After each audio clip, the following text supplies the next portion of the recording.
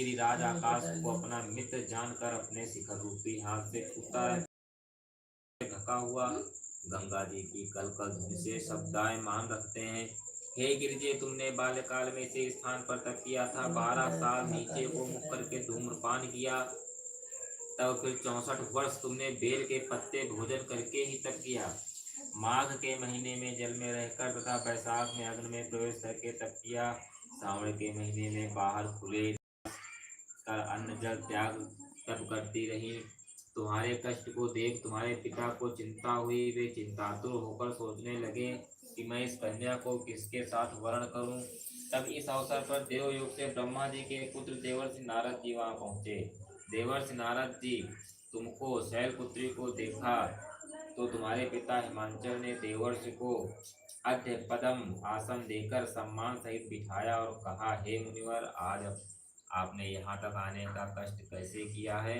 आज मेरा सौभाग्य है कि आपका शुभागमन यहाँ पर हुआ, कहिए क्या आज्ञा है। तब नारद जी बोले, हे गिरिराज, मैं विष्णु का भेजा हुआ आया हूँ, तुम मेरी बात सुनो। आप अपनी लड़की को उत्तम वरदान करें। ब्रह्मा इंद्र शिव वाले देवताओं में विष्णु के समान कोई नहीं है, इसलिए तुम मेरे मत से आप अपनी पुत्री का दान विष्णु भगवान को दें।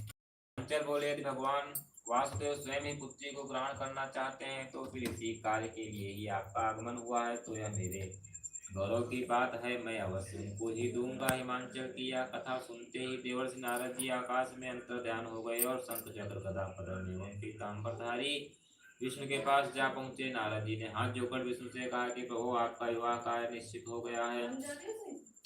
यहाँ हिमांचल ने प्रसन्नता पूर्वक कहा, हे पुत्री, मैंने तुमको गरुड़ ध्वज भगवान विष्णु को अर्पण कर दिया है। पिता के वाक्यों को सुनते ही पार्वती जी अपनी सहेली के घर गईं और पृथ्वी पर गिरकर अत्यंत दुखित होकर विलाप करने लगीं।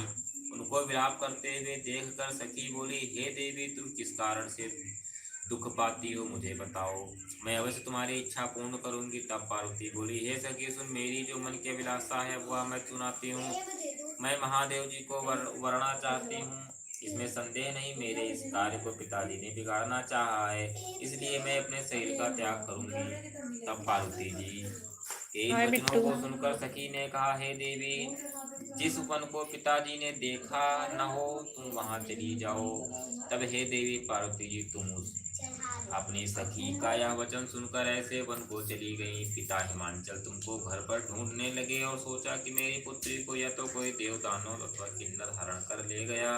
मैंने नारद जी को यह वचन दिया था कि मैं अपनी पुत्री का गरुड़ ध्वज भगवान के साथ वर्ण करूंगा। हाय, अब यह किस तरह पूरा होगा, ऐसा सोचकर बहुत चिंतातुर हो मूर्छित हो गए। तब सब लोग हाहाकार करते हुए आए और मूर्छा नष्ट होने पर गिरिराज, हमें अपनी मूर्छा का कारण बताओ। हिमांचल बोले, मेरे दुख का कारण यह है कि मेरी रत्न रूपी कन्या का कोई हरण कर ले गया, या सर्प डस गया अथवा किसी सिंह या व्याघ्र ने मार डाला। ना जाने वह कहाँ चली गई, या उसे किसी राक्षस ने मार डाला। इस प्रकार का दुखित होकर इस तरह कांपने लगे जैसे तीव्र वायु चलने पर कोई वृक्ष कांपता है। तत्पश्चात हे पार्वती जी, तुमको गिरिराज सखियों सहित घने जंगल में ढूंढने निकले। सिंह व्याघ्र आदि हिंसक जंतुओं के कारण वन महाभयानक प्रतीत होता था। तुम भी सखी के साथ जंगल में घूमती हुई भयानक जंगल में एक नदी के तट पर एक गुफा में पहुंची।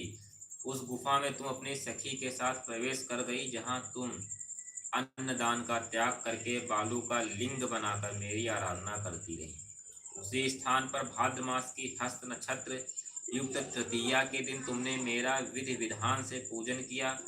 तब रात्रि को मेरा आसन डोलने लगा। मैं उस स्थान पर आ गया जहाँ तुम और तुम्हारी सखी दोनों थीं। मैंने आकर तुमसे कहा, मैं तुमसे प्रसन्न हूँ, तुम मुझसे वरदान मांगो। तब तुमने कहा, हे देव, यदि आप प्रसन्न हैं तो आप महादेव जो मेरी आरती होगी।